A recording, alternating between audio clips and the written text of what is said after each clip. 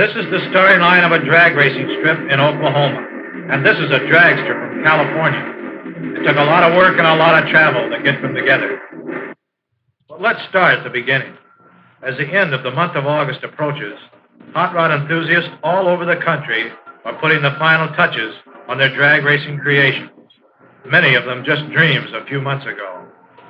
This busy scene is in Compton, California, but it is being duplicated from Amarillo to Albuquerque and from Seattle to Slippery Rock. The big preparation is for the big go, the National Drag Racing Championships, to be held in Oklahoma City.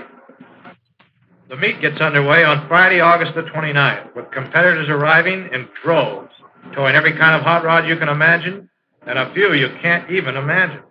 The first thing an entrant must do is report to the registration booth, where he not only registers, but is issued his inspection forms, pit passes, information sheets, and the many other instructions necessary to exist in this modern world of triple duplicates. The next thing to do is unload the car, and this crew decided to take the bus and leave the driving to us. Now to the technical inspection area. Here, the dedicated crews of the National Hot Rod Association carry out the thankless but very important job of systematically checking each car for compliance with the strict safety regulations of the NHRA.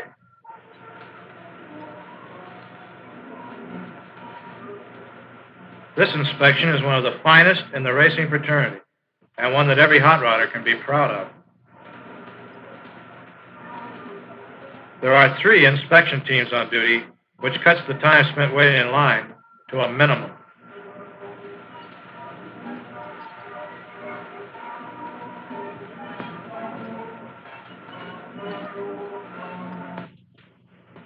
When a car reaches the head of the line, its owner gives his inspection form to the chief inspector.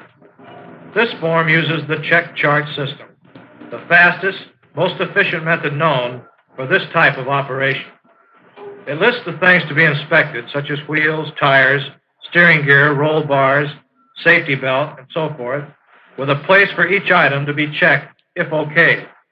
If something fails to pass, there is space provided for the inspector's comments on what must be done to make it acceptable.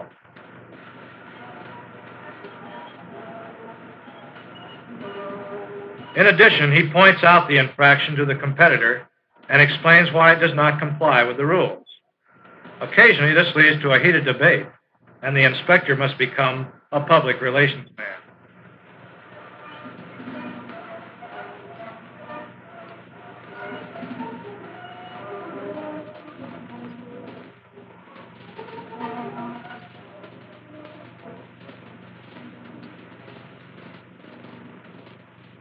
But after everything has been inspected and okayed, a competitor leaves the technical inspection area with a secure feeling that he's got a mechanically sound automobile.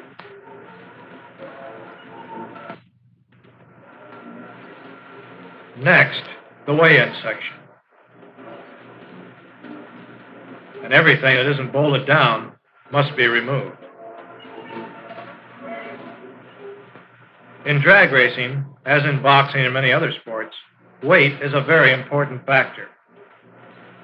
In tests of acceleration, such as drag racing, the weight or mass of a car greatly determines its ultimate performance. Realizing this, the National Hot Rod Association devised a system of classification that has been accepted throughout the country as the fairest possible method of grouping cars of approximately the same potential together. This is based on the ratio between the cubic inch displacement of the engine and the weight of the car. The cars are also classified by body type, making a total of 25 separate classes. This is a street roadster, which must be equipped with lights, 4 fenders, starter, generator, 4-wheel brakes, mufflers, and all other legal equipment, including a license for the current year. This is the original hot rod, the stripped-down roadster. It can run without fenders, and a limited relocation of the engine is permitted. A stock body must be used, and streamlining is not allowed. But other than that, it's hotter than a firecracker. And here is a beautiful example.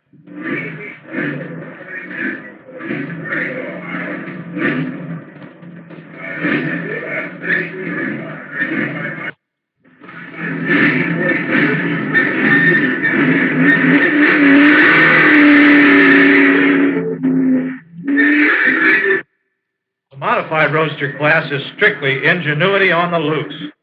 Just about anything is allowed, and just about everything is tried.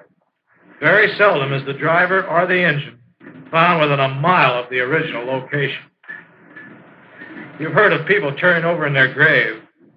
Well, I'm sure something like this would make old Henry stir quite a bit. Then there's those that like to sit on the other end. Coupe and sedan class is similar to the street roadster, but don't let the innocent look fool you. They pack quite a wallop in the engine compartment. Due to the tremendous number of entries in the other classes, strictly stock cars had to be dropped from this year's competition.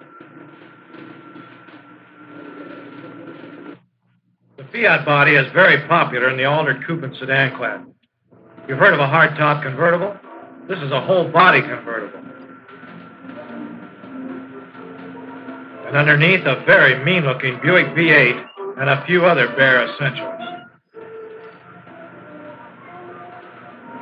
Next, the competition coupe and sedan class, or you might call it the long nose class. Like the modified roadsters, again, ingenuity runs wild. And after putting everything over the rear wheels, it sometimes takes a 40-foot hood to reach the front wheel.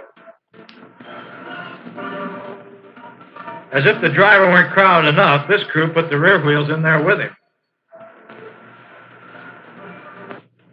Showing a remarkable increase in entries in the past year is the new NHRA sports car class. Full street equipment is required. Designed strictly for drag racing and being named for same, the dragster is the all-out competition class. Consists mainly of an engine and a place for the driver, where many of the comforts of home are missing. In fact, he's lucky to get a steering wheel. The power-to-weight ratio is usually quite impressive, with weight held to the barest minimum.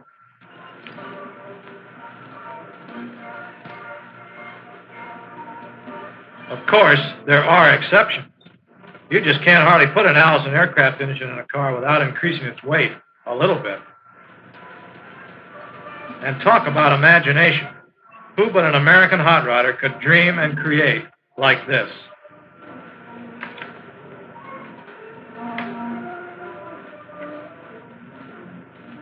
This mechanical masterpiece is a dragster we saw spread all over the lot in California, and we've been given permission by its owners to let you drive it through. Well, go on. Don't be chicken. Go on!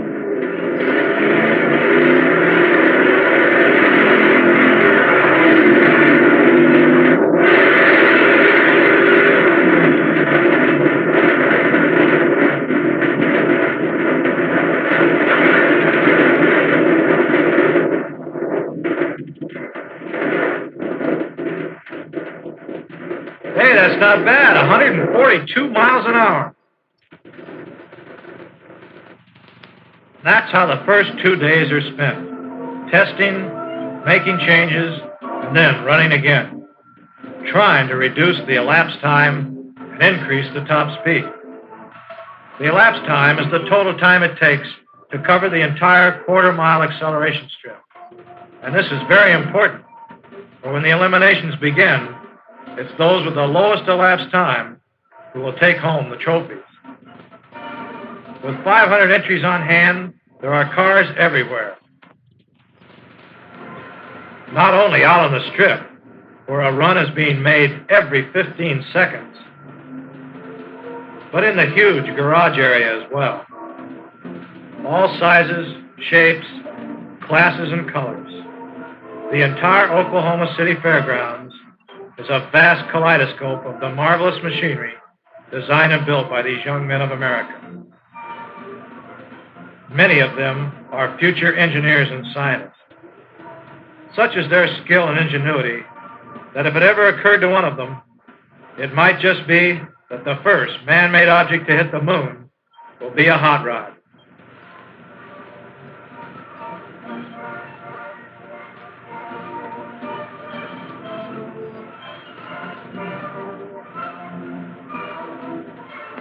It is Sunday, the big day at the big go. This is Elimination Day.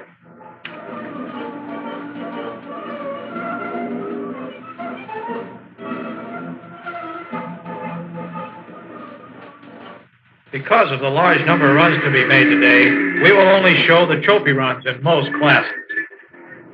In A-Class Street Roadster, Carl Johnson of Illinois beats out Al Carney of Indiana. B Street Roadster trophy goes to Tom Mulkey from Texas. The starter signals a trophy run in the A-Class Modified Roadster.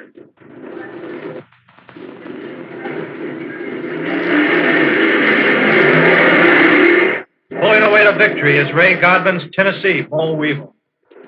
Next, the final in A Roadster class between a Lincoln engine from Arizona and a Chrysler from California.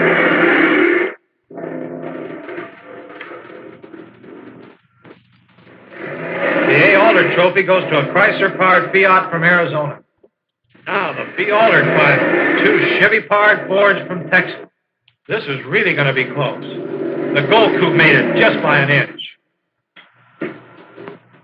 They are followed by C-Class Altered Coupes.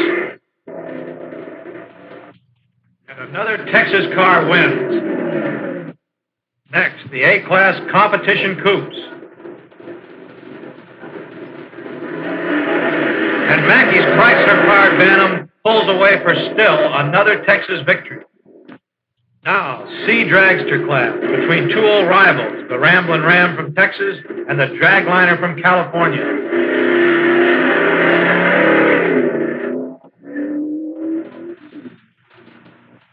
These two also raced for the trophy last year, and again the Dragliner wins. B-Class Dragster trophy goes to a Chevy from Phoenix. Now the crowd grows tense. It's time for the A Dragster eliminations. These are the fastest, most exciting machines in drag racing. And there are 14 of them with elapsed times of under 11 seconds.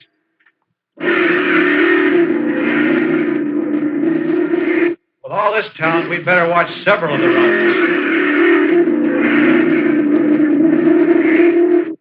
Here comes the Green Monster. Next, Ted Sear and the Howard Cam Special. That's Howard's car.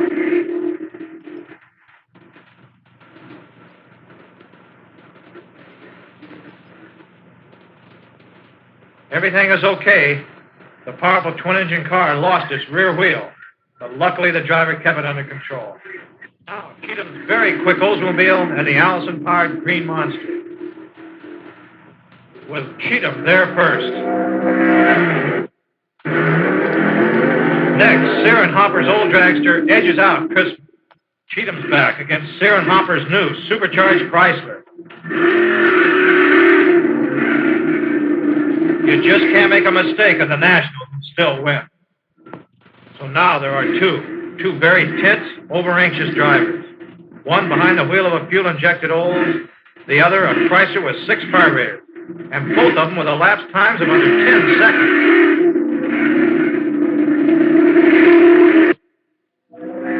Man, that was close, but Ted Sear was the winner. Now, while the contestants for the national championship cool down and refuel, there's time for a few special awards. The first to Buck Bowles and Miller of Austin, Texas. Will you put that camera down? Next, the Chrisman brothers from Compton, California received the Best Engineered Car Trophy. And finally, the award for the longest... No, not really. It's for the Best Appearing Crew Award.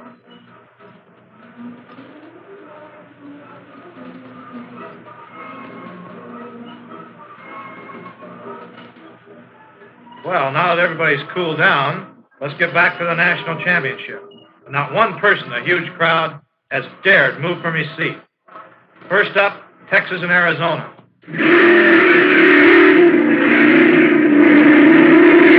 Arizona wins. Next, 2 from California.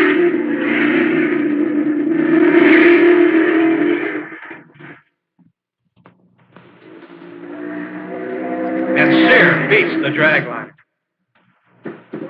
Now, with the sun almost gone, the run for top eliminator of the USA between California and Arizona.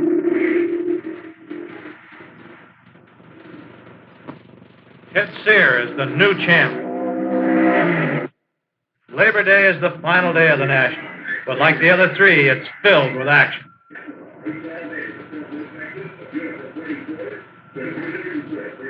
Today, the little elimination trophy will be awarded to the top car in the gas, coupe, and sedan class. It's also elimination day for the sports cars.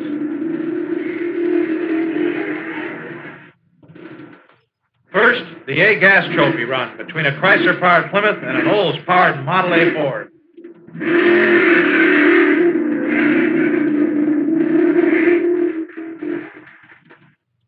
Carol Howard from Abilene beats the car from Oklahoma.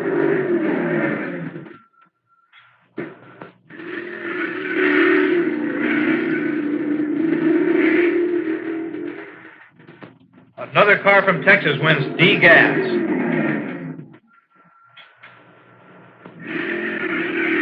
The B-Class winner is a Chevy-powered Studebaker from California.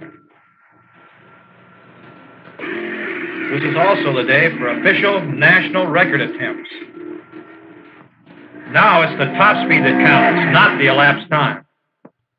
Uh-oh. Hey, would it be okay if I said, this is a pretty hot car? Hurry up, man. Well, everything seems to be okay. What's a drag race without a little excitement? And now, back to the races. Here's another twin Chevy-powered dragster. Jack Moss of Amarillo, Texas. Here's the big threat for the fastest time of the meet.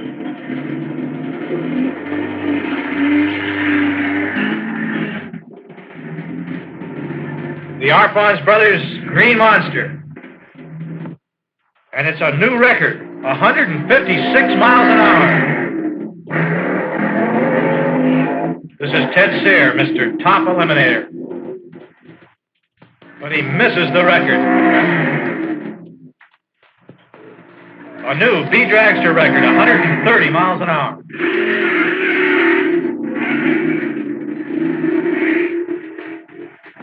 The dragliner fails to up its Class C record. Now watch this.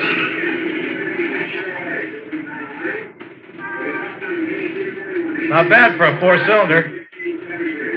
Whoops, there goes his tank.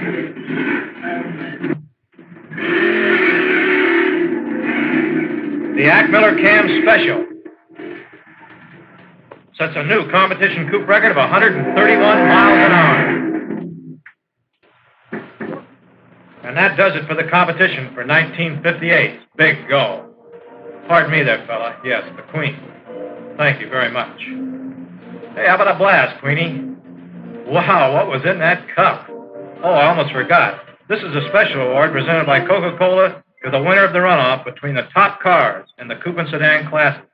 His name is Junior Thompson. His car is a 41 Studebaker with a supercharged Chevy, and he's from California. Now the top award of 1958 to the top man in drag racing, Big Ted Sear. This little David from California, with a sharp eye and a lead foot, slew the mighty Goliaths of drag racing, one by one, until he stood alone.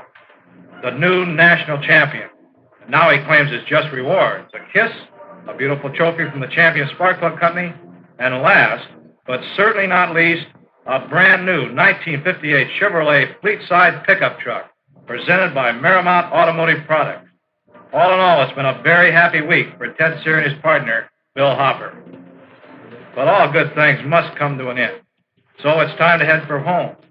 But you can be sure plans are already being made by the losers on how to win next year. Maybe a car with 3 engines and 6 superchargers? Or an Atlas strapped to 2 roller skates. Hey, that might not be a bad idea. Wonder where I can get 2 roller skates.